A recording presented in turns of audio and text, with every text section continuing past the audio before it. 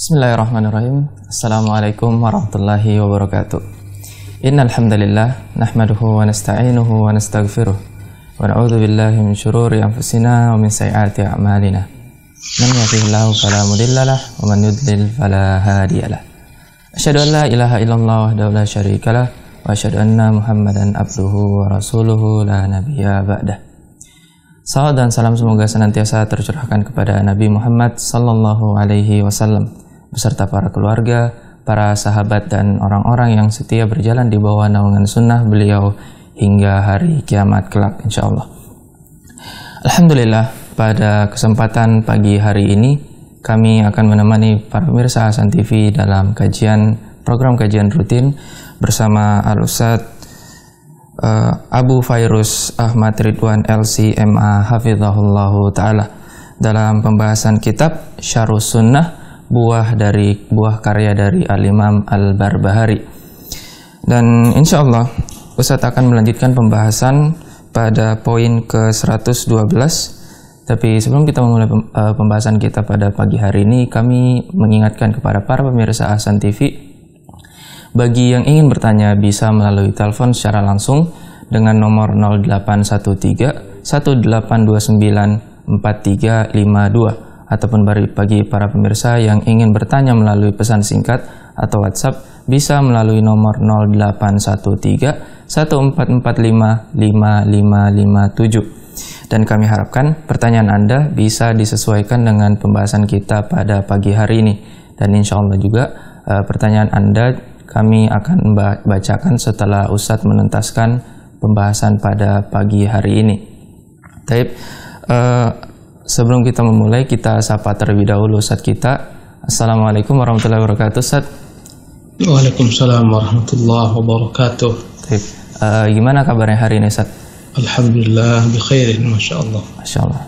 Taib, Ustadz, kami persilakan Ustadz untuk memulai pembahasan pada pagi hari ini. Falyatafaddal mashkuran. Jazakallah khairan. Bismillahirrahmanirrahim. Alhamdulillahi rabbil alamin wa bihi nasta'in ala umuri dunya waddin. Wa nusalli wa nusallimu ala abdihi wa rasulih Muhammadin wa ala alihi wa ashabihi ajma'in. Amma ba'du. Allahumma ilaikal mushtaka wa antal musta'anu la hawla wa la quwwata illa bik.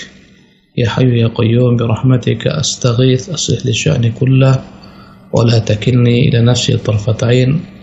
Allahumma ya mu'allim Ibrahim ma'allimni wa ya mufahhim Sulaiman fahimni. Para pemirsa Hasan TV dimanapun Anda berada, alhamdulillah dengan karunia Allah semata kita dapat melanjutkan pembahasan kitab ini. Dan syukurillah segala macam bentuk kesyukuran hanya milik Allah Subhanahu wa taala yang telah memudahkan kita untuk dapat mengikuti acara ini. Dan semoga saja dengan taufik Allah berikan kepada kita ilmu yang bermanfaat dan amalan yang saleh. Pemirsa Hasan TV yang dimuliakan Allah Subhanahu wa taala, kita akan lanjutkan pembahasan kitab ini dari poin yang ke-112. Berkata Imam Al-Barbahari rahimahullah, wa'lam rahimakallahu annahu la yahillu malu imri'in muslimin illa bi thayyibatin min nafsihi. Ketahuilah, semoga Allah merahmatimu wahai para pembaca, wahai para pendengar sekalian, bahwasanya tidaklah halal bagimu harta seorang muslim kecuali yang dia berikan kepadamu dengan kerelaan dari hatinya, bi thayyibin min nafsihi. Dalam Islam, asal muasal harta adalah haram. Al-aslu fil mal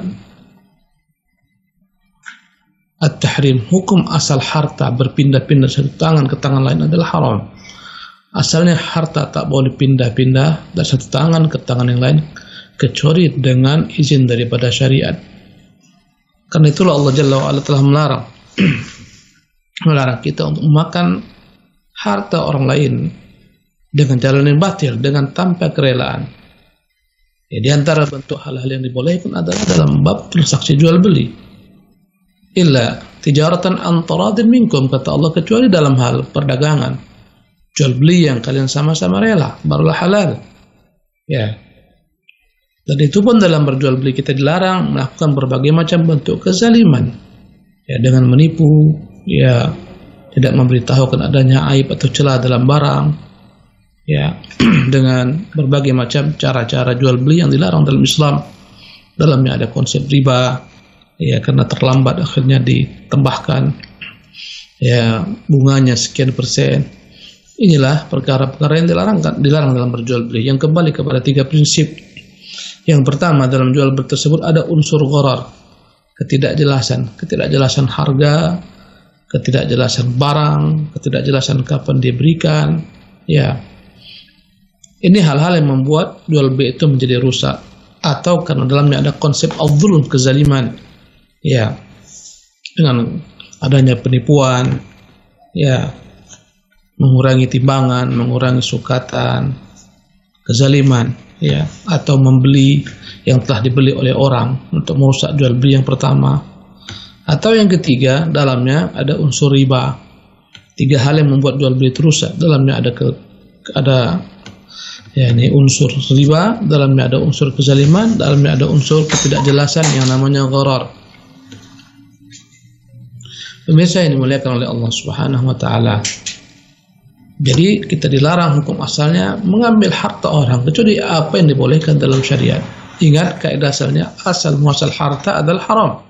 Tak boleh diambil kecuali jika ada izin dari syariat. Kata Allah Subhanahu wa taala, "Wa la ta'kulu amwalakum bainakum bil batili wa tudlu biha ilal hukam li ta'kulu fariqan min amwalin nasi bil itsmi." Janganlah kalian memakan harta sesama kalian dengan cara-cara yang batil, cara-cara yang rusak, dengan dirampok, dengan dicuri, dengan dikorupsi, ya, dengan membuat kesaksian palsu, akhirnya tanah milik orang diserobot, diambil, ya, fatudlu biha ilal hukami, dilaporkan kepada penguasa, kepada hakim dengan dusta.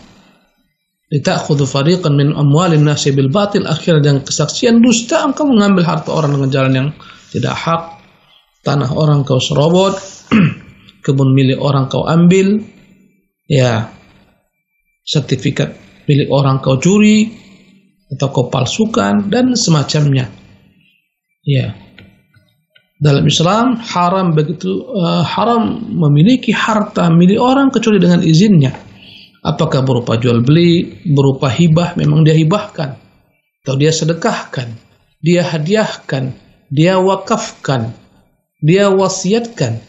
Ini hal-hal yang membuat harta menjadi halal.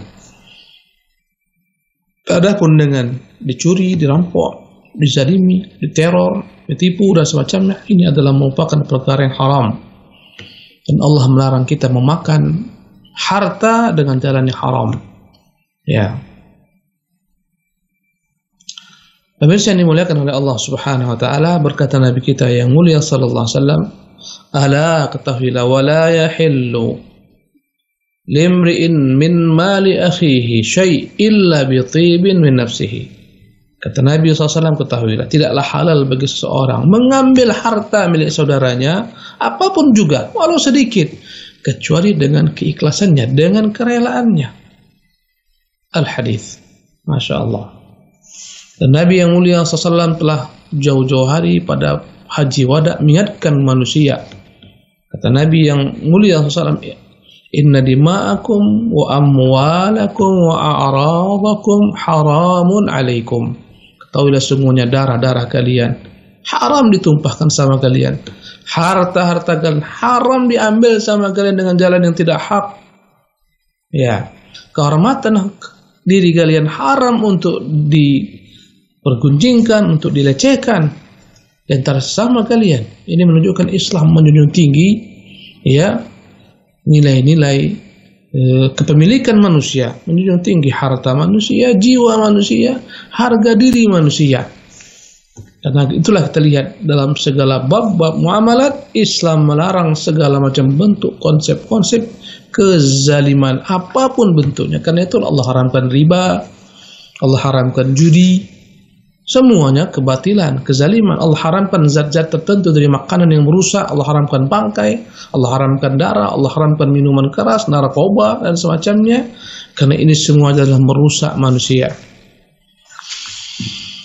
Kata beliau rahimahullah, Wa'alam rahimakallahu annahu la yahillu malu imri'in muslimin illa bitibin min nafsihi katahuilah. Semoga Allah merahmatimu, sesungguhnya tidaklah halal harta seorang muslim berpindah tangan kecuali dengan kerelaan daripada dirinya. Wa in kana ma'a rajulin malun haramun faqad dhaminah. Kata beliau, apabila seseorang karena kebodohannya, karena kezalimannya, bersamanya ada harta yang haram yang diambil dengan jalan haram, faqad dhaminah, sungguh dia telah bertanggung jawab dengan harta tersebut yang wajib dia kembalikan. Kalau tak dikembalikan di dunia, Allah akan tagih di hari akhirat. Faqad dhaminah, maka sungguh dia telah bertanggung jawab terhadap harta tersebut untuk mengembalikannya kepada pemiliknya.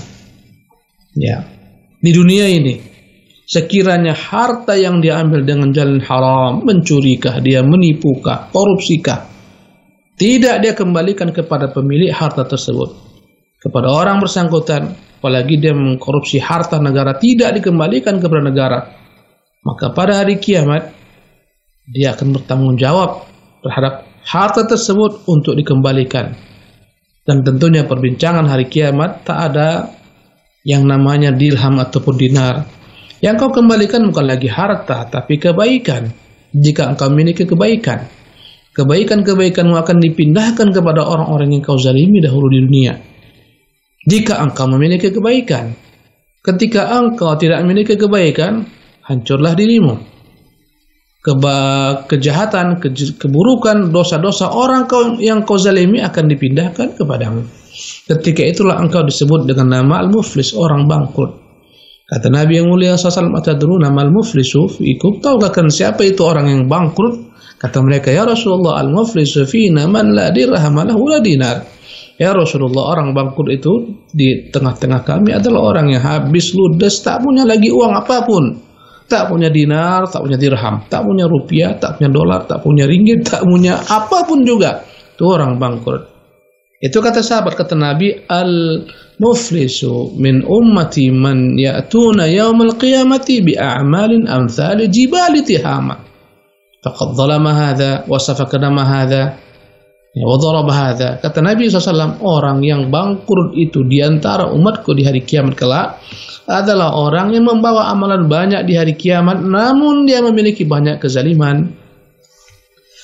Dia telah menumpahkan darah si fulan, mengambil harta si fulan, memukul si fulan.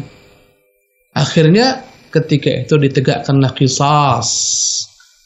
Ya, maka yang banyak dari kebaikan ini akan dibagi-bagikan kepada orang-orang yang dia zalimi. Ketika banyak sekali orang dizaliminya, yang dizaliminya rakyat Indonesia seluruhnya. Karena dia koruptor, mengambil harta milik rakyat merasa miliki harta tersebut. Ketika habis dibagi-bagikan kebaikannya, kalau ada kebaikannya, ya, maka ya, kalau masih banyak lagi hutang tagihan yang harus dibayarkan di akhirat, diambil keburukan orang-orang yang dizaliminya. Kalau habis kebaikannya dibagi, masih bersisa, maka keburukan orang-orang yang dia zalimi itu diambil, dipindahkan kepada timbangan keburukannya, dan dengan sebab itu dia pun dicampakkan ke dalam neraka. Na'udzubillah min dzalik. Itu ketika hutang tak dibayar di dunia, ketika kezaliman ya mulus saja jalannya di dunia. Dia korupsi, tak ketahuan, tak dikejar hukum, dia mencuri, dia penipu orang, selamat di dunia ini. Nanti akan dia bayar, nanti dia akan bertanggung jawaban. Inilah kata-kata beliau, dhaminahu, dia akan tanggung jawab terhadap harta tersebut. Itu di akhirat. Maka di dunia, sebelum pindah ke akhirat, sebelum engkau mati, sebelum engkau meninggal dunia, maka segala macam bentuk kezaliman yang kau lakukan terhadap manusia, segerakan, kembalikan kepada pemiliknya sebelum engkau menyesal. Ya, dan Nabi yang mulia SAW ingatkan para sahabat agar mereka bertahallul. Makna bertahallul, meminta keizinan, meminta maaf atas kezaliman yang mereka buat. Ya, apalagi dalam bentuk hutang. Di dunia ini kau masih mampu untuk melunasi hutangmu, bayar hutangmu. Ya, jangan kau makan uang orang dengan jalan yang batil, engkau lari ke sana kemari menghindar daripada hutang. Subhanallah. Kau kira kau akan selamat daripada kejaran Allah Subhanahu wa taala? Kalaupun kau selamat, kau bisa lari ke sana kemari, di mana-mana, di Batam atau di Cikarang berhutang, lari pindah ke tempat lain, pindah ke Pekanbaru, pindah ke Padang. Akan datang masanya kau akan dikejar oleh malakul maut Kau akan mati, ketika itulah baru kau sibuk untuk membayar hutangmu yang kau tinggalkan. Subhanallah. Pemirsa yang dimuliakan oleh Allah Subhanahu wa taala, perkara hutang perkara besar. Tak bisa kita sia-siakan, tak bisa kita abaikan. Kata Nabi, yughfaru lisyahidi kulla syai. Orang mati syahid Allah akan ampuni segala macam dosanya. Illa dain, kecuali kalau dia punya dosa berupa hutang yang tak dibayar. Subhanallah. Ya. Orang-orang yang terbunuh jalan Allah Subhanahu wa taala jiwanya tergantung-gantung, tidak ditunaikan Allah Subhanahu wa taala hak-hak mereka sebagai syuhada sampai mereka terlebih dahulu menunaikan hutangnya. Besar perkara hutang. Orang banyak berani berhutang, subhanallah. Orang banyak menyepelekan hutang. Ya, padahal Nabi yang mulia SAW pernah suatu ketika didatangkan di hadapan Nabi SAW seorang sahabat yang telah wafat, maka Nabi akan menyolatkannya. Nabi berkata, "Alaihi dainun, apakah dia ini punya hutang?" Kata mereka, ya Rasulullah, ya sekian dan sekian. Kata Nabi SAW, ya salatlah kalian, salatkanlah saudara, sallu ala sahibikum, kalian saja menyolatkannya, saya tak mau karena dia punya hutang. Berkata salah seorang, saya Rasulullah, alayya dainu, saya yang akan bayar hutangnya. Ya, kalau saya tak khilaf sahabat bernama Abu Dhaifah, saya Rasulullah akan menaikkan hutangnya. Ya, maka Rasulullah pun menyalurkannya. Besok Abu Dhaifah ditanya Rasulullah, kata Rasulullah, Abu Dhaifah, sudah kau tunaikan hutangmu? Belum ya Rasulullah. Lu saya tanya Rasulullah, udah kau tunaikan belum ya Rasulullah? Sampai berikutnya kata Nabi, sudah kau tunaikan? Sudah. Kata Nabi, al-ana baridul jildatu, hari ini barulah dingin kulitnya. Subhanallah. Ini menunjukkan kepada kita perkara hutang, perkara dahsyat jika tak ditunaikan. Apalagi dalam bentuk kezaliman yang besar daripada hutang, merampok, membegal, merampas harta manusia, la ilaha illallah. Ini adalah merupakan perkara yang haram, atau memakan uang riba. Subhanallah. Ya, sebagian daripada hartanya didapatkan dengan jalan riba, meminjamkan uang berbunga. Ini harta haram. Ya, yang tak halal dia nikmati di dunia ini dan akan berdampak siksa di hari akhirat. Karena itulah kita hendaklah menghormati harta-harta manusia, dan untuk menghormati harta manusia ini Allah Jalla wa Ala telah terapkan syariat, ya, haddu as-sariqah. Bagi orang yang mencuri harta manusia dengan kezaliman, maka berhak untuk dipotong tangannya. Kata Allah Subhanahu wa taala, "Was-sariqu was-sariqatu faqta'u aydiyahuma jazaa'an bima kasaba nakalan minallah." Yang mencuri baik laki-laki maupun perempuan, potong tangan masing-masing. Dipotong sampai pergelangan tangan, potong. Ya. Dia mencuri harta yang tak berapa nilainya, mungkin dia mencuri emas 1 gram, 2 gram, taruhlah 1 juta, 2 juta. Dengan sebab tersebut tangannya harus putus karena tangannya berkhianat. Ini balasan di dunia agar harta manusia itu terjaga, tak sembarangan diambil. Maka diterapkan syariat had as-sariqah, potong tangan bagi pencuri. Pemirsa yang dimuliakan oleh Allah Subhanahu wa taala, kita lanjutkan perkataan Imam Al-Barbahari rahimahullah, wa in kana ma'a rajulin malun haraman faqad dhaminah. Jika seseorang telah terlanjur karena kebodohannya memiliki harta dari jalan-jalan yang haram, maka dia bertanggung jawab terhadap harta tersebut, yang wajib dia kembalikan di dunia ini sebelum di akhirat. Jika tidak dia kembalikan, dia akan dituntut di hari kiamat. Ya. Dan Nabi mengingatkan umatnya, jangan sampai nanti akan datang di hari kiamat mengatakan, ya Rasulullah, ya Rasulullah, aghithni, ya Rasulullah, tolong saya, aku telah ingatkan sekarang, kata Nabi, di dunia. Jangan sampai nanti hari kiamat ada yang datang membawa di atas kepalanya, dia bawa unta, dia bawa kambing-kambingnya, dia bawa sapi-sapinya, menjerit-menjerit untanya, kemana-mana membawa untanya. Subhanallah. Yang dahulu dia telah curi dengan jalan tidak hak. Itu yang diingatkan Nabi yang mulia SAW. Kata beliau, la yahillu li ahadin an ya'khudha minhu syai'an illa bi'idhnih. Tidak halal bagi seorang mengambil harta milik orang lain kecuali dengan izinnya, keridhaannya, kerelaan hatinya, dengan jalan-jalan tadi disebutkan, jual beli yang sahih, hibahkah, sedekahkah, wakafkah, wasiatkah, itu jalan-jalan yang sahih, jalan-jalan yang halal. Ya. Kemudian apabila engkau tahu, yang pertama orang mengambil harta yang dengan jalan haram, yang kedua Andai kata ada orang tahu orang ini hartanya adalah harta yang haram, yang dia miliki daripada harta curian misalnya, maka jangan sampai dia tahu itu harta haram, harta curian, dia menikmatinya, jangan. Dari kata beliau, la yahilu li ahadin an ya'khudha minhu syai'an. Tak boleh seseorang itu mengambil harta yang dia ketahui didapatkan dengan jalan yang haram, karena dia akan menjadi berserikat dalam keharaman tersebut.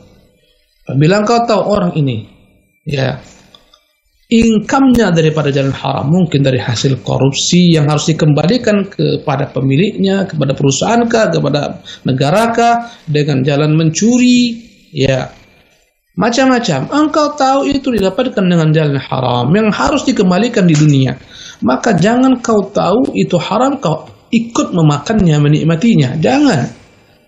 Kadang-kadang ya orang-orang tak peduli dari mana kawannya memperoleh harta. Dia tahu kawannya seorang pencuri, dia tahu kawannya ini perampok, dan dia ikut menikmati harta hasil rampokan tersebut, hasil curian tersebut. Ya, kawannya makan enak, dia makan enak, makan daripada hasil harta curian misalnya. Ya, maka jangan engkau ikut-ikutan. Kalau kau ikutan dengannya, maka engkau telah bersikat dengannya. Ya, dalam kezaliman tersebut engkau mengambil bagian daripada dosa atas kezaliman tersebut. Jangan katakan bukan aku yang melakukannya, itu dia yang melakukannya. Kau tahu dia melakukannya, mengapa kau support dia? Tak kau nasihati, tak kau ingkari, tak kau ajarkan, tak kau tahan, malah kau ikut makan harta tersebut. Kalau itu yang terjadi, maka engkau pun berserikat dalam dosa hal tersebut. Ya, dalam sistem negeri kita ini, ya, apabila kau turut serta, kau akan ikut. Ya, apalagi orang-orang yang menadah barang curian pun akan diangkut semuanya, masukkan penjara. Orang mencuri TV dengan harga yang murah dijual ke dia, dia terima TV tersebut, akhirnya ketangkap polisi. Penadah barang gelap ini pun akhirnya masuk semua. Subhanallah. Orang jual mobil, orang jual motor, tak ada BPKB-nya, motor curian diterima, diambil dengan harga murah. Subhanallah, dipreteli, dibuka semua, ketahuan, ketangkap, semua kena, semua berserikat meski bukan dia yang mencuri. Maka dalam bab agama pun demikian. Ya, jangan pernah kau ikut-ikutan menikmati barang-barang yang haram yang dapat manusia dengan jalan haram, yang syiatnya harus dia kembalikan. Kata beliau rahimahullah, fa innahu asa an yatuba hadha fa yuridu an yaruddahu ala arbabihi fa akhadta haraman. Karena boleh saja, kata beliau, orang yang mencuri ini akhirnya sadar, akhirnya ingin bertobat, akhirnya dia ingin mengembalikan harta tersebut, tapi ternyata harta tersebut telah ludes. Ya, karena engkau turut makan harta tersebut, tak bisa lagi dikembalikan. Ya, jadi dalam poin yang ke-112 ini dilarang kita memakan harta orang dengan jalan haram. Yang kedua, dilarang kita ikut serta menikmati harta yang haram padahal kita tahu itu keharamannya. Ya. Yang ketiga, orang yang telah melakukan perbuatan-perbuatan yang haram ini, mengambil harta yang haram ini, wajib mengembalikannya, bertanggung jawab. Jika harta tersebut telah punah dia makan, misalnya dia mencuri handphone, misalnya dia mencuri laptop, dan dia sadar dan dia ingin bertobat, laptopnya telah dijual, jika dapat dibeli, kembali dibeli. Benda yang dia curi dikembalikan kepada pemiliknya dengan berbagai macam cara, apakah dengan cara pos dan seterusnya, kembalikan kepada pemiliknya.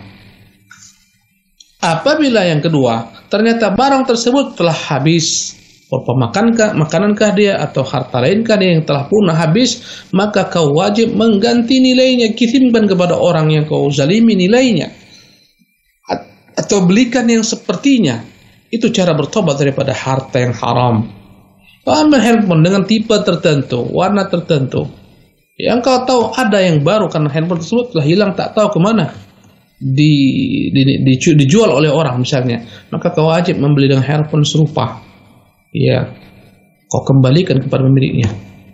Ya, bagaimana Ustaz, yang dicuri handphone second, sementara yang harus diganti handphone yang baru? Ya, itulah resikonya. Kenapa kau curi? Ya, subhanallah. Daripada tanganmu dipotong, maka kembalikanlah. Meski dia baru, mungkin lebih mahal daripada yang kau nikmati daripada hasil curian tersebut. Jika kau ingin selamat, di kelak dalam hidupmu di dunia ini maupun di akhirat. Subhanallah. Pemirsa yang dimuliakan oleh Allah Subhanahu wa taala, pada poin berikutnya, poin ke-113 berkata Al-Imam Al-Barbahari rahimahullahu rahmatan wasi'atan, wal makasibu mutlaqatun ma bana laka sihhatuhu fahuwa mutlaqun illa ma dhahara fasaduhu. Dan profesi dalam mencari uang, ya, apapun pekerjaan tersebut adalah pekerjaan yang jika kau tahu itu pekerjaan yang halal, yang boleh, yang baik, maka silahkan kau nikmati hasilnya. Ya. Dalam bekerja, bekerjalah kita mencari nafkah dengan jalan-jalan yang halal. Jika kau berjual beli, perjualbelikanlah barang yang halal. Jika engkau menjadi karyawan, bekerjalah di sektor yang halal. Jangan kau bekerja di sektor yang haram. Ya, apa kerjamu? Saya bekerja di perusahaan minuman keras. Itu adalah merupakan perbuatan yang haram. Pekerjaanmu haram, hasilmu haram. Apa kerjamu? Saya mengelola peternakan babi. Subhanallah. Ini pekerjaan yang haram. Sebagian orang, la ilaha illallah, karena gara-gara rupiah uang, tak peduli apa yang didapatkan, halal-kah atau haram-kah dia. Subhanallah. Ya, sebagian orang kerja di sektor-sektor riba, haram. Ya. Maka tinggalkan segala macam profesi-profesi yang haram ini. Ada profesinya yang menjual minuman keras, memeras minuman keras, menghantarkan minuman keras. Ya. Walaupun dilegalkan oleh pemerintah contohnya. Ya, dan itu merupakan kezaliman besar. Apalagi mengedarkan narkoba, sabu-sabu dijual, macam-macam. Ya. Ini jelas-jelas kerusakannya.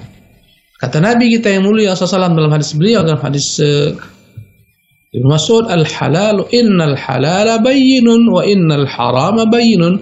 Sesungguhnya yang halal itu jelas, yang haram itu pun jelas. Ini riba haram, mengapa kau kerja di finance? Di sana kau menjadi debt collector, di sana kau jadi pendukung riba. Mengapa kau kerja di bank-bank konvensional? Dan semacamnya, ini harta-harta yang haram kau peroleh. Mengapa kau jadi pencuri? Mengapa kau jadi penipu? Ya, ini jelas keharamannya. Cari yang jelas-jelas kehalalannya. Dan banyak yang halal.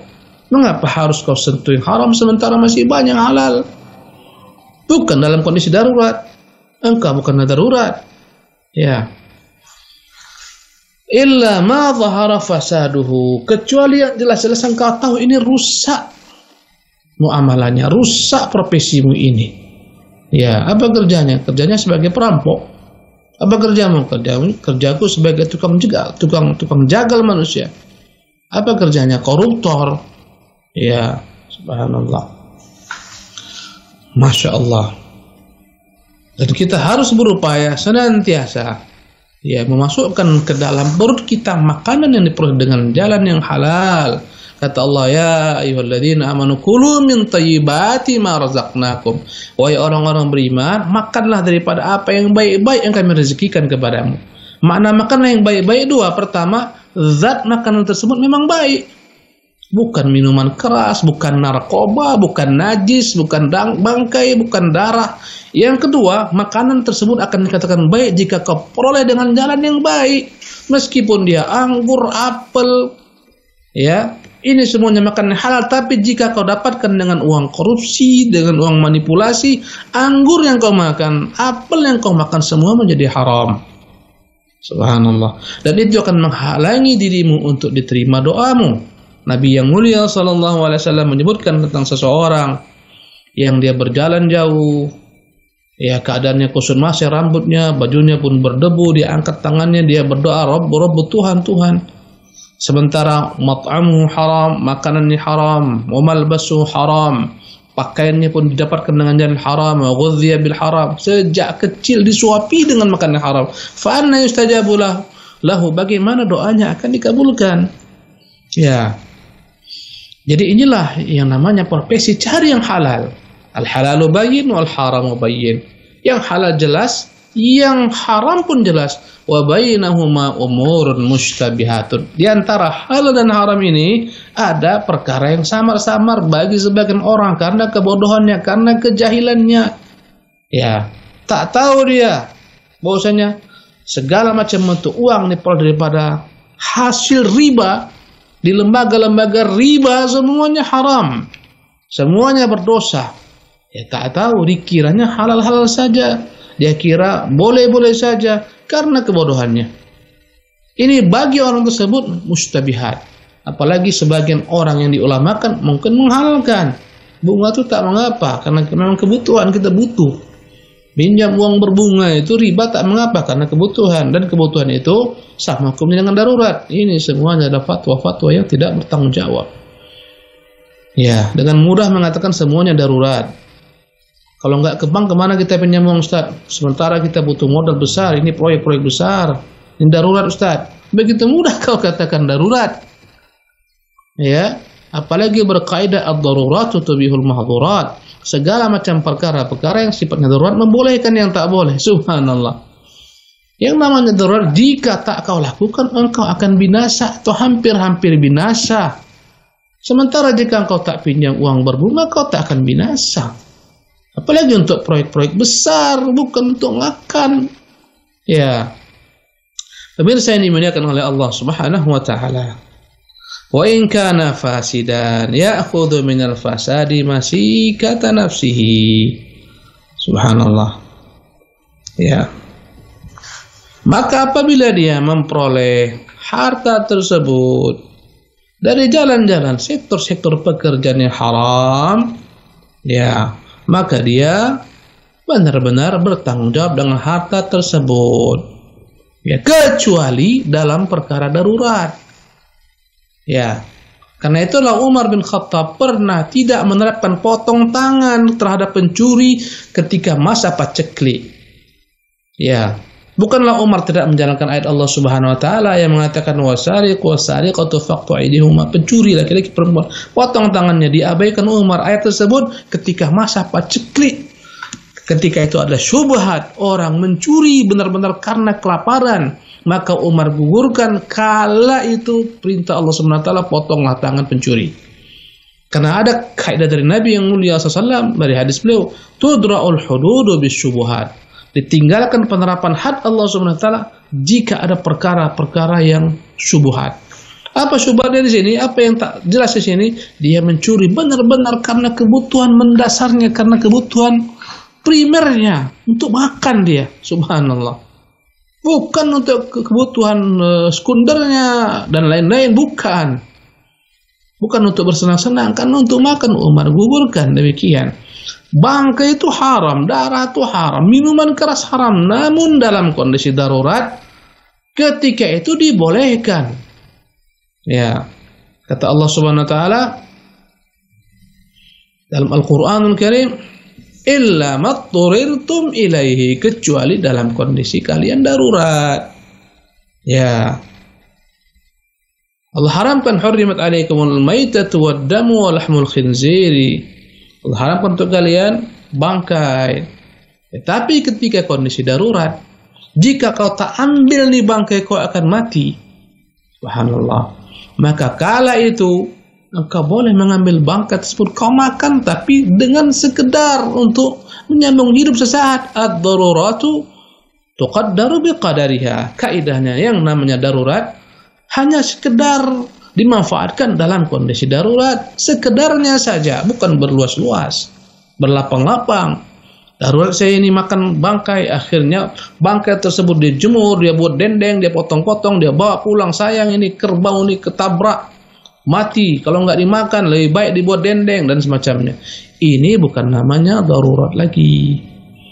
Ya, bahkan ketika tak ada minuman kecuali minuman khamar, minuman keras, jika kau tak minum kau mati.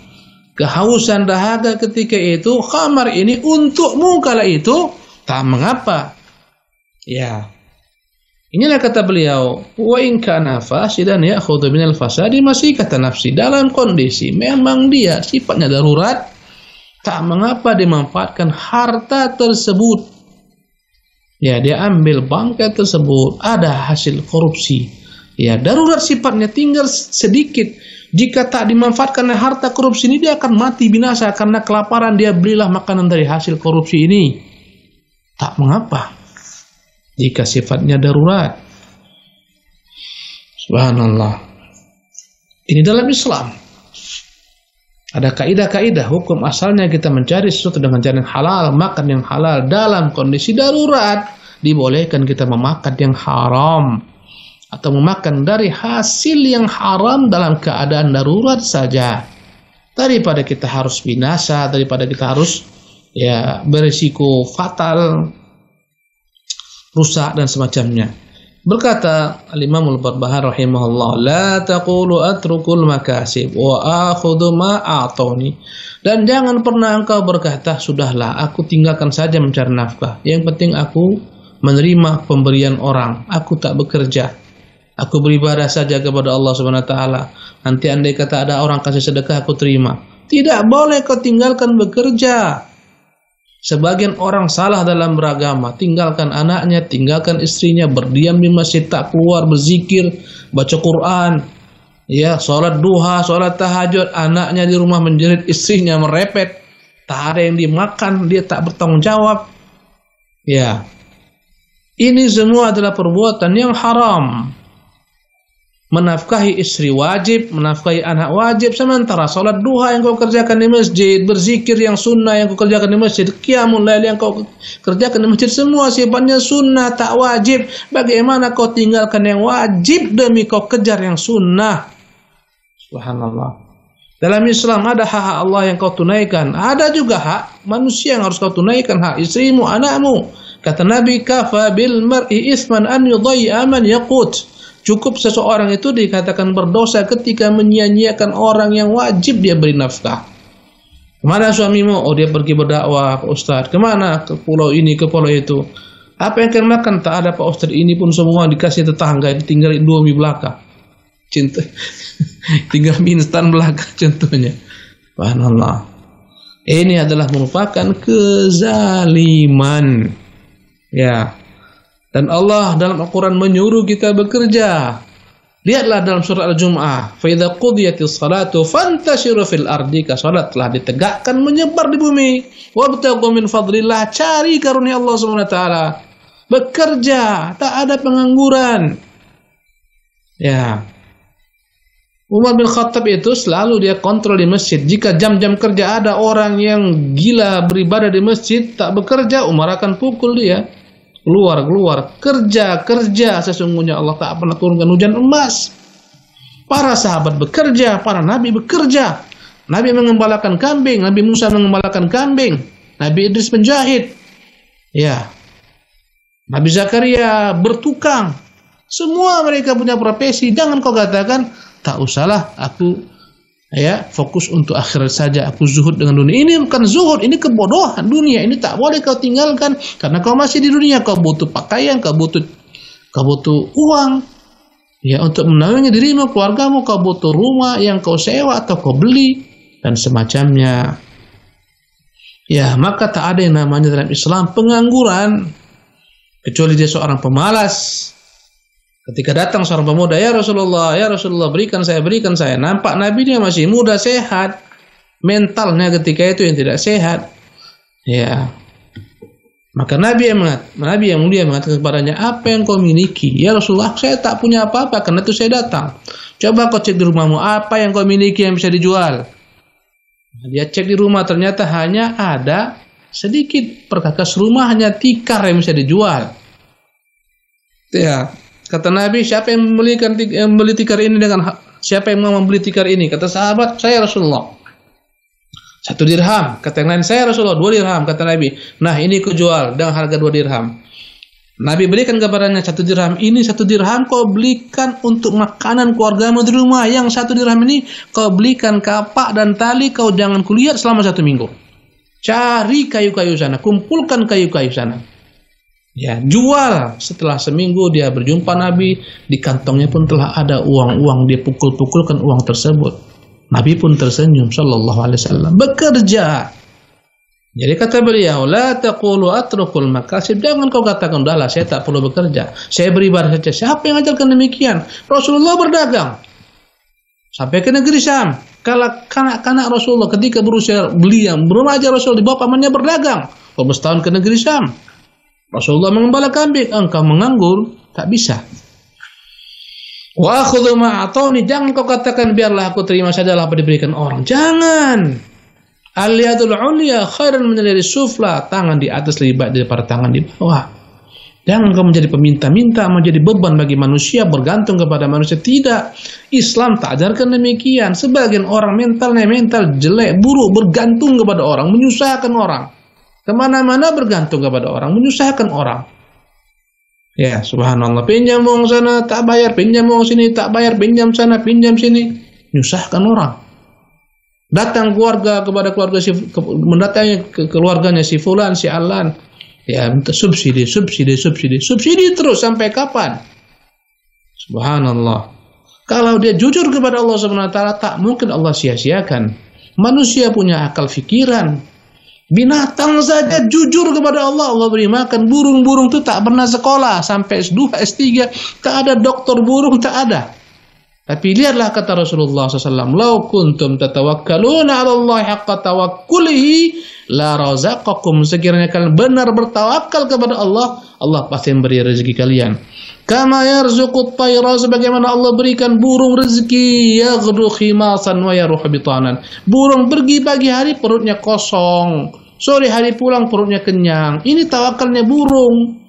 Burung saja enggak sekolah tinggi-tinggi dapat rezeki, mengapa engkau bermalas-malasan, tak mau bekerja, bergantung kepada manusia?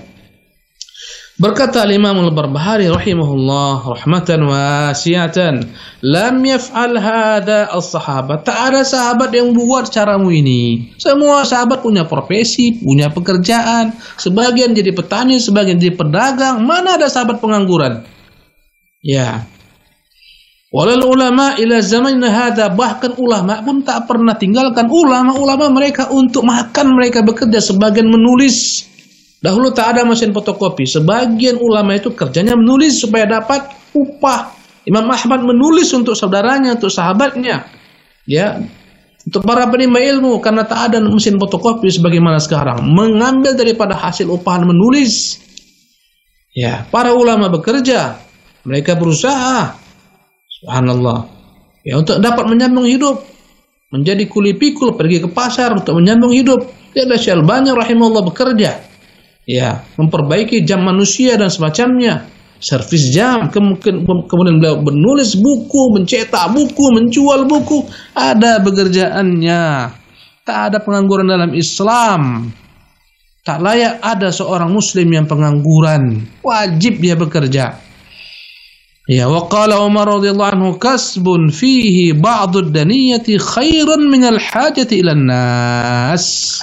Kata Umar bin Khattab, bekerja walaupun profesimu terlihat leceh di pandangan mata manusia, rendah di pandangan mata manusia, lebih baik daripada kau meminta-minta kepada manusia, lebih baik daripada kau bergantung kepada manusia. Tak bisa kau kecuali menjadi kuli sampah. Subhanallah. Mengambil-ngambil sampah, atau kau menjadi kuli panggul, ya, pergi kau ke terminal kah, pergi ke mana, ke pelabuhan kah, menjadi kuli panggul, diupahkan untuk bawa barang, lebih baik daripada engkau minta-minta kepada manusia. Subhanallah. Kadang-kadang gara-gara gelar, mau kerja enak, gaji besar, tapi tak ada lapangan pekerja, tak mampu membuat lapangan pekerja sendiri. S1 kok nganggur, S2 kok nganggur, S3 kok nganggur. Allahu Akbar. Ya, menyusahkan orang, tak ada cerita dalam Islam. Bekerjalah, berusahalah. Dalam Al-Quran banyak Allah katakan, tadi dalam surah Jumat, jika telah tegakkan salat, menyebar di bumi, cari karena Allah Subhanahu wa taala. Bahkan dalam Quran surat yang ayat yang paling panjang dalam Quran, satu lembar mushaf, itu ayat berkaitan dengan bekerja, profesi, jual beli. Itu yang paling panjang. Kata Allah, ya ayyuhalladzina amanu idza tadayantum bidainin ajalin musamma faktubuh. Wahai orang-orang beriman, kalau kalian bertransaksi jual beli hutang dengan manusia, faktubuh, tulis hutang tersebut. Ini ayat paling panjang, membahas tentang jual beli, tentang hutang berhutang, menulis hutang jika jumlahnya besar, jika jumlahnya banyak, dikhawatirkan lupa. Ini menunjukkan Islam bukanlah agama yang mengajarkan engkau hanya duduk berpangku tangan, sujud, rukuk, menyembah Tuhanmu, tapi kau tinggalkan kewajibanmu sebagai orang tua, sebagai kepala keluarga, sebagai seorang muslim, kau bergantung pada orang, tak ada cerita. Maka kata Umar, sungguh orang itu bekerja meski rendah dalam pandangan mata manusia lebih baik daripada meminta-minta kepada manusia. Ya, dan zaman kita ini zaman ketika banyak orang yang menjadikan meminta-minta sebagai profesinya di simpang-simpang jalan. Ya, kadang-kadang cacatnya yang membuat dia meminta-minta, subhanallah. Padahal dia masih mampu bekerja. Berapa banyak orang buta di negeri sana. Ya, di Saudi sana menjadi ulama besar, ahli fatwa besar dari zaman ke zaman. Subhanallah. Orang buta di negeri kita, subhanallah, sebagian besar mereka bergantung kepada manusia yang kecuali dirahmati Allah SWT, menjadi pengemis pinggir-pinggir jalan, simpang-simpang jalan, digiring-giring oleh sahabatnya, la ilaha illallah. Ya, yang matanya melek menggiring-giring ke sana kemari, membawakan, mengandalkan tangan, la ilaha illallah. Apa rupanya orang buta tak bisa bekerja? Banyak orang buta yang bisa bekerja. Banyak pekerjaan bisa dibuat. Buat sapu kah, buat keset kaki kah, macam-macam, buat tali kah. Bahkan ada orang buta yang banyak milik keahlian, bisa panjat kelapa dan semacamnya, subhanallah. Pemirsa yang dimuliakan oleh Allah SWT, inilah pembahasan kita pada pagi hari ini tentang profesi, tentang pekerjaan, bekerja, kewajiban bekerja, tentang harta yang halal, bagaimana jika kita memiliki harta yang haram, bagaimana bertobat daripadanya. Kita padakan sampai di sini. Mohon maaf atas segala macam kekhilafan. Subhanakallah bihamdika, asyhadu an la ilaha illa anta, astaghfiruka wa atubu ilaik. Barakallahu fiik kepada Ustadz atas ilmunya, wa jazakumullahu khairan juga. Semoga apa yang telah kita dengarkan bersama-sama bisa memberikan manfaat bagi kita semua. Tibalah saatnya kita masuk ke sesi tanya jawab pada hari ini, dan kami mengingatkan lagi kepada para pemirsa Ahsan TV, bagi yang ingin bertanya bisa melalui telepon secara langsung dengan nomor 0813 1829 4352, ataupun bisa dari WhatsApp atau pesan singkat dengan nomor 0813 1445 5557. Sudah ada yang masuk, penelpon yang masuk, kita angkat terlebih dahulu. Assalamualaikum warahmatullahi wabarakatuh. Waalaikumsalam warahmatullahi wabarakatuh. Iya, dengan siapa dan dari mana, Pak? Ini dari hamba Allah dari Kabupaten Rohil, Bagan Siapi Habibah. Dipersilakan Pak untuk bertanya. Sebelum bertanya Pak, ini ada sedikit himbauan, Allah bermanfaat. Yang membuat interaktif telepon seperti ini Pak, inilah yang bagus menurut saya Pak, karena tidak semua mempunyai nomor WA. Jadi terkadang-kadang dari media ini Pak membuat nomor WA-nya saja. Jadi kita susah untuk menghubunginya Pak. Kalau begini kan orang-orang terkadang kita mau bertanya greget, kita nggak punya WA. Yang tertera di layar TV hanya nomor WA. Pak, okay. Izin bertanya Pak Ustadz.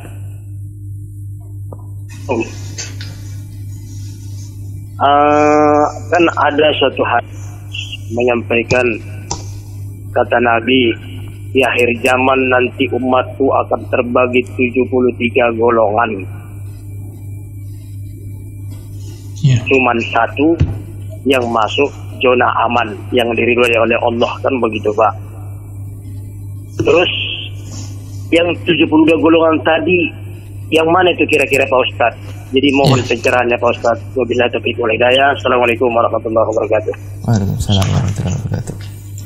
Bismillah, alhamdulillah, wassalatu wassalamu ala rasulillah, la hawla wa la quwwata illa billah. Dalam banyak riwayat, bukan hanya dari satu jalur tapi dari banyak jalur, bahwa Nabi SAW telah menyebutkan tentang perpecah belahan umat. Kata Nabi, ikhtalafatil yahudu ala wahidatin wa sab'ina firqatan. Yahudi itu terpecah belah menjadi 71 kelompok. Wa ikhtalafatil nasara ala thintaini wa sab'ina firqah. Nasara terpecah menjadi 72 kelompok. Wa sataftariqu hadhil ummatu ila 73 firqah. Umatku ini akan terpecah belah menjadi 73 kelompok. Kulluha finnar. Setiap kelompok ini terancam dengan neraka. Illa wahidatan, kecuali satu kelompok.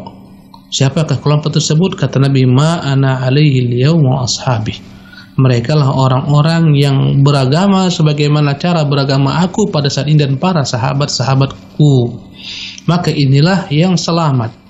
Mereka disebut dengan nama Al-Firqatun Najiyah, kelompok yang selamat ketika tergelincir kelompok-kelompok lain. Dan mereka disebut juga dengan Ahlus Sunnati wal Jamaah. Disebut Ahlus Sunnah karena mereka senantiasa kembali kepada sunnah Rasulullah dalam segala macam perkataan mereka, perbuatan mereka, keyakinan mereka. Dari sanalah mereka bertolak. Disebut dengan nama Jamaah karena mereka senantiasa menyesuaikan cara beragama mereka dengan Jamaah sahabat-sahabat Rasulullah SAW. Mereka tidak membuat gerakan dalam beragama yang sendiri yang menyempal daripada apa yang telah diperbuat ditinggalkan oleh Rasulullah para sahabat. Mereka juga disebut dengan nama Ahlul Hadis karena mereka senantiasa menselaraskan dengan hadis. Mereka disebut dengan nama Ahlul Athar karena mereka senantiasa berusaha mengikuti athar atau jejak para sahabat-sahabat. Mereka disebut dengan nama As-Salaf, ya, karena mereka lah yang terdahulu yang mengikuti cara beragama Nabi yang mulia sallallahu alaihi wasallam. Ini sebutan-sebutan untuk mereka yang selamat ini. Dan yang tidak selamat jumlahnya 72 kelompok. Pertanyaannya, siapakah yang 72 kelompok ini? Subhanallah. Pemirsa yang dimuliakan oleh Allah Subhanahu wa taala, para ulama berusaha untuk mengumpulkan 72 kelompok ini sehingga muncullah kitab-kitab yang dikarang oleh para ulama seperti kitab Al-Milalu wan Nihal, ya, keyakinan dan sekte-sekte karangan Al-Imam As-Sahrastani. Ada lagi kitab Al-Farqu Bainal Firaq, beda antara sekte-sekte karangan Al-Baghdadi. Ada karangan Abu Hasan Al-Asy'ari rahimahullah, ya, Maqalatul Islamiyyin wa Ikhtilaful Musallin, dan buku-buku lainnya. Mereka berusaha untuk menguraikan 72 kelompok ini. Dan mereka berbeda-beda dalam menetapkan 72 kelompok ini. Tapi mereka menyebutkan garis-garis besar. Ada yang merupakan kelompok induk. Dari kelompok induklah berpecah-pecah menjadi kelompok-kelompok kecil. Sebagaimana kelompok yang paling besar, kelompok Ar-Rawafid, kelompok Syiah, dalamnya banyak cabang-cabang. Syiah bukan satu sekte, banyak sekte-sekte. Ada Ismailiyah, ada Ja'fariyah, ya, sekte-sektenya banyak. Ada Zaidiyah, ada Ghulat, kelompok besar. Di bawah sekte Rafidhah Syiah banyak kelompok-kelompok lain. Ada lagi kelompok Khawarij, di bawah Khawarij muncul banyak-banyak kelompok. Ya, kelompok Sufiyah, di bawahnya muncul kelompok-kelompok. Kelompok Jahmiyah, Ahlul Kalam. Tak ada kesepakatan. Oleh karena itulah sebagian ulama mengatakan 72 kelompok ini, ya, ini adalah merupakan kelompok-kelompok besarnya yang tak bisa dirinci satu demi satu, karena kalau dirinci ternyata lebih banyak kelompok-kelompok nyempal dan sesat. Lebih banyak. Di Indonesia saja aliran-aliran sesat ditetapkan dengan kriteria itu banyak sekali. Ya, ada Ibrahimiyah. Masya Allah, yang dahulu ada namanya Gafatar. Muncul banyak kelompok-kelompok. Ya. Jadi tak perlu kita untuk mencari apa nama kelompok tersebut karena sungguh banyak. Ya, tapi pahamilah ini yang benar. Inilah kelompok yang selamat. Ini ciri-cirinya. Mereka berjalan di atas Quran, di atas sunnah, pemahaman para sahabat, merujuk kepada mereka. Selain daripada mereka ini, apapun dia, apapun namanya, mereka masuk ke dalam kelompok-kelompok yang menyempal ini. Bahkan ketika ditanyakan kepada Syekh Abdul Aziz bin Baz rahimahullah tentang Ikhwanul Muslimin, apakah mereka masuk ke dalam kelompok ini? Kata beliau, iya. Subhanallah. Dalam fatwa beliau, karena tak beragama sesuai dengan apa yang Rasulullah ajarkan. Ya, oleh karena itu kita harus meyakini kelompok yang satu inilah yang benar, yang kita harus berusaha mengikuti kelompok ini, berjalan di atas cara beragama mereka. Namun kelompok ini bukanlah kelompok yang berkaitan dengan ormas, bukan dia organisasi masyarakat, bukan dia partai, bukan sekte, bukan. Dia tak punya bendera, tak punya kartu anggota, tak punya baju khusus. Baju Ahlussunnah harus jubah, contohnya. Baju Ahlussunnah harus putih, contohnya. Tak ada. Ya, kalau serban-serbannya harus warna hijau, tidak ada. Ahlussunnah wal Jamaah tak diikat dengan pakaian, tak diikat dengan profesi, contohnya. Bahkan siapa Ahlussunnahnya harus menjadi misalnya nelayan, tak ada. Al-Hafidz menyebutkan mereka dari berbagai macam profesi manusia. Ada nelayan, ada pedagang. Karena bukan itu yang dilihat, tapi cara beragamanya, bukan pakaiannya. Ya. Karena pakaian berbeda-beda antara satu negeri dengan negeri lain. Tak ada masalah selama tidak menyalahi syariat. Tapi cara beragamanya, subhanallah. Mereka disebut ahlu sunnah, mereka disebut ahlul athar, ahlul hadis, mereka disebut as-salafiyun, salaf. Ya, jadi yang namanya salaf itu bukan kelompok baru dalam Islam. Salaf itu dialah Islam yang murninya di bawah Rasulullah, diamalkan para sahabat, diterapkan para tabi'in sampailah kepada kita. Maka as-salafiyun bukanlah kelompok yang mereka punya kartu anggota, punya pemimpin, tak ada. Ya, siapa pemimpin salaf Indonesia? Tak ada. Salaf itu Islam, pemimpinnya Rasulullah SAW. Ya, maka itulah pemimpin salafiyun Rasulullah SAW, bukan kelompok yang baru muncul. Sebagian orang menganggap salafi itu baru muncul sekarang, dianggap kelompok sama dengan kelompok-kelompok lainnya yang muncul, padahal tidak, dia berbeda. Wallahu tabaraka wa ta'ala a'lam. Barakallahu fiik pada atas jawabannya. Mudah-mudahan bisa bermanfaat bagi penanya. Kita lanjut lagi ke pertanyaan selanjutnya dari penelpon yang sudah masuk. Kita angkat terlebih dahulu. Assalamualaikum. Waalaikumsalam. Iya, dengan siapa dan dari mana, Bu? Dengan Ibu Miftah di Kalimantan. Oke, siap. Pertanyaannya silakan, Bu. Jelas kedengarannya ya, Ustaz ya? Nah. Jelas. Begini, Ustaz. Misalkan ya, kita itu punya orang terdekat gitu yang dia sih bekerja, tapi dia tuh suka ngutang gitu. Terus kita nasihati kalau punya uang dibayar gitu kan. Ini malah diputar-putar buat modal dulu katanya gitu. Iya. Terus kita sebagai anggap misalnya istrinya. Iya. Kita juga ikut menjalimi orang lain ya. Iya. Dan kita nggak tahu uang itu kemana gitu. Iya. Nah, itu aja Ustaz. Oke. Assalamualaikum warahmatullahi wabarakatuh. Waalaikumsalam warahmatullahi wabarakatuh.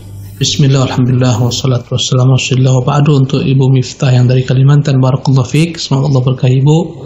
Pertanyaannya, bagaimana sikap seorang istri yang mendapati suaminya yang selalu, ya dia punya pekerjaan, tapi hobinya ngutang kesana kemari, katanya untuk mutar-mutarkan modal, namun utang tersebut tak dibayar, ditunda-tunda pembayarannya, katanya nanti putarkan lagi lah.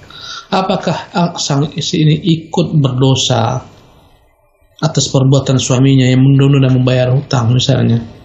Ya, jawabannya, istri dalam bab ini kewajibannya adalah mengingatkan suaminya, Bang, jangan seperti ini cara kita mencari nafkah, hutang sana hutang sini, pening, pusing, nanti dikejar-kejar hutang, tak nyaman hidup kita. Suamiku, ya hindarilah hal-hal semacam ini, hiduplah kita ala kadarnya, yang penting kita tidak menyusahkan manusia, menzalimi manusia. Kewajiban istri menasihati dengan cara yang baik, bijak. Subhanallah. Andai kata sang suami setelah dinasihati tetap dengan pekerjaan profesinya yang membahayakan dirinya, maka istri tak lagi berdosa. Yang berdosa adalah suami. Setelah mengingatkan, subhanallah. Ya. Dan dalam kasus yang tak bisa lagi tertolong, menjadi susah hidup mereka, suami dikejar-kejar utang, ya, menyusahkan istri malu keluar rumah karena di mana-mana ditagih orang utang suaminya. Tak mengapa pada tingkat terakhir semua cara dicoba tak bermanfaat, minta daripada suaminya cerai. Untuk apa punya suami menyusahkan hidup seperti ini? Ya, menyusahkan. Kerjanya menzalimi orang, dia berikan kepada istri nafkah dari hasil yang haram. Tapi itu jalan terakhir setelah dahului dengan nasihat, berdoa kepada Allah, minta orang-orang yang berilmu menasihati suaminya, minta keluarga menasihati suami, keluarga dari suaminya kah, ya. Dan orang yang berdosa ketika itu bukanlah istri tapi suami yang berbuat. Kewajiban istri menasihati, memberitahukan kalau dia diam-diam saja, dia rela cara bekerja suaminya, dia pun berdosa. Dia ikut dapat jatah dosa kalau dia rela, dia tidak ingkari, tidak dia ya nasihati suaminya, maka dia pun berdosa. Wallahu tabaraka wa ta'ala alam. Na'am. Oke, Taib, jazakumullah khairan pada Ustaz atas jawabannya, mudah-mudahan bisa bermanfaat bagi penanya. Taib, pertanyaan sebelumnya menjadi penutup kita pada pagi hari ini, dan kami ucapkan jazakumullah khairan juga kepada Ustaz yang telah memberikan ilmunya kepada kita semua, dan jazakumullah khairan juga kepada para pemirsa Hasan TV. Tapi sebelum itu kita minta beberapa ikhtitam dari Ustaz sebelum kita tutup. Ya, bismillahirrahmanirrahim. Sebagai penutupan, saya ingatkan kepada diri saya, kepada seluruh pemirsa dimanapun Anda berada, carilah kerja yang halal, masukkan ke dalam rumah kita harta yang halal, berikanlah anak istri kita harta yang halal. Banyak-banyaklah kita ingat negeri akhirat, ingat mati. Jangan sampai kita mati membawa kezaliman di dunia ini yang tak kita selesaikan, harta orang yang diambil, harta orang ditipu.